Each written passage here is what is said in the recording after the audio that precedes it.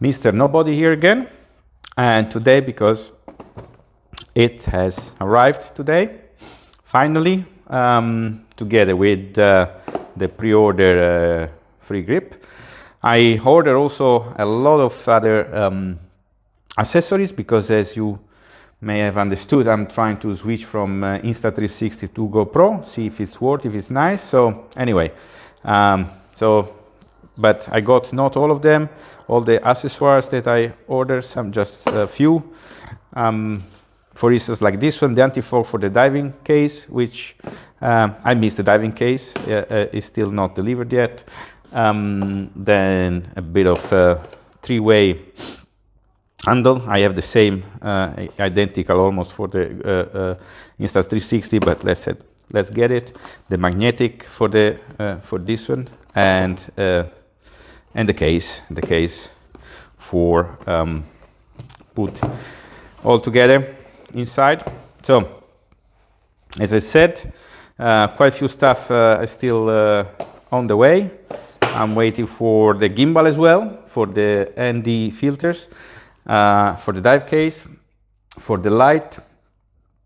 So I don't know when they will come. Unfortunately, I will be traveling for the next months and a half, so if I miss it, the delivery is going to take a little bit before I can play cinematic with the gimbal and the ND filter, but I believe, and underwater.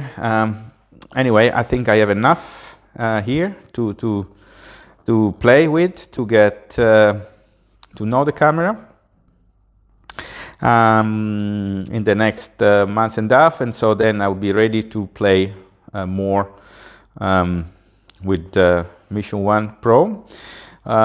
Since I'm posting this video, just one comment. I saw a lot of videos of the previews and reviews by many people. There was a lot of criticism about the low light performance and the underwater. Now, for the low light, I don't think it's so much worse than the Ace Pro 2. Actually, probably better. I will explain more why.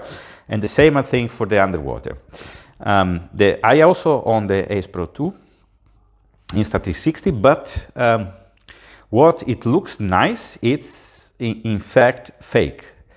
Underwater especially, I agree that at the first sight the outcome of the shooting underwater may look fantastic, but in reality they do very much artificial corrections without you knowing it. For instance, every time I go diving and I take a video with Ace Pro 2 and I come out and look at what I shoot, I say, that was not such a great visibility, it was far much worse. They have the algorithm that clean up all the impurity of the water, so it looks like you are diving in the tropics, even if you are diving here in a lake in the Netherlands. At the beginning, it's nice. You say, oh yeah, you're kind of enthusiastic. Also, the colors are not real. But then, after a little while, you get tired of that. At least I got tired of all this fake imaging made by Insta360. And I have the feeling that Mission 1 Pro is much more close to reality, with all imperfection. If the visibility underwater is what it is not perfect, you will still see the things, and in a way, I think it's much more appealing. It's much more real world rather than Insta or TikTok fake world. So I'm very excited because I expect above water to be the same. Also, Ace Pro 2 above water, the image is very, very social media-like, but not always representing the reality, not cinematic at all. So I believe the Mission 1 will not be something that you can post really straight out of the camera after you shoot. You have to work out a bit. Some processing have to be done, a little bit like I do with the camera, with the picture. But in the end, you will have a better result, far much better than what you get from Ace Pro 2.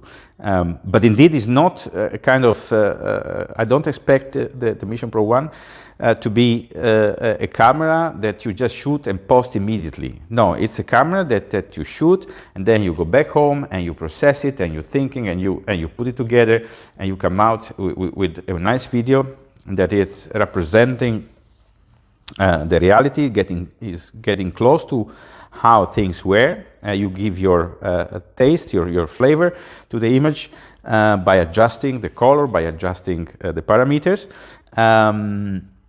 So it will not going to be quick, but ultimately going to be much nicer. If you want to be quick with the Mission Pro 1,